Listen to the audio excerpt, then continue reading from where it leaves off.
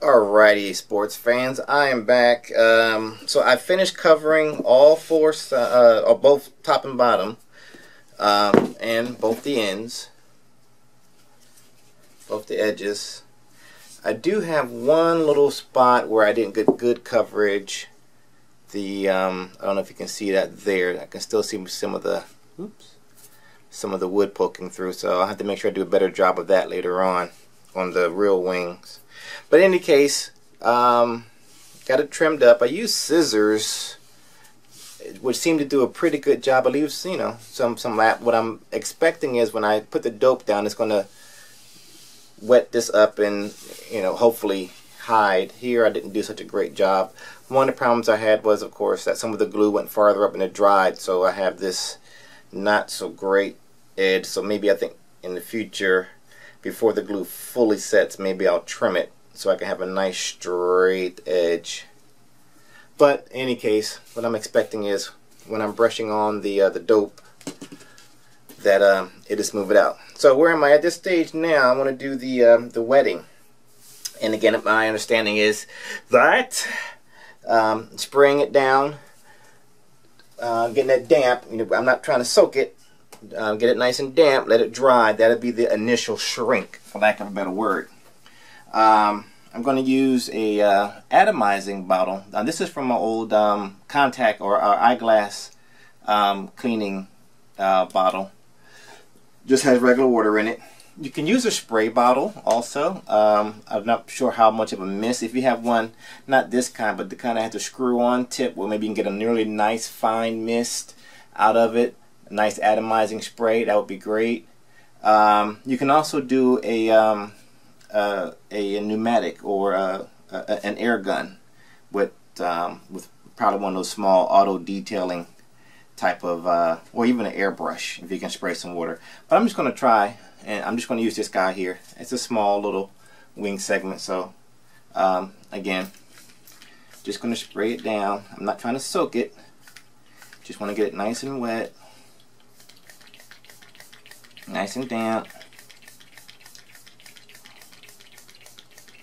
so that the material can do its natural, you know, just like anything else. You get that brand new sweater, you put it in the washing machine, it fit perfectly beforehand, and then afterwards, oh my goodness, it don't fit no more. The washer shrank my shirt. Or maybe it's one too many of those nachos grandes. But in any case, we're gonna go with the water. The water did it this time. So I'm just gonna spray this down. Spraying it down. And again, I'm just trying to get it wet. I'm not trying to soak it, which is why I'm using this nice misting sprayer versus just using the spray bottle to my right. I'm trying to make sure I get decent coverage. I don't want it to shrink unevenly. I already know I'm gonna have some areas where it's going to poke the strength, the corner pieces of wood that I use as gussets.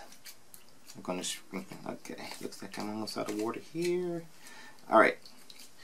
I don't know if you can see it, but I have waves here, and that's normal. It's going to sag, and the same thing's going to happen when you actually put the dope on. It's going to get saggy, and you're like, oh my god, what's going on? But I don't know how, if you can see that. I've got ripples where it's sagging and whatnot here. So in any case, that's one side. I'm going to refill my water bottle here, and I'm going to go and do the other side. So I'll be back.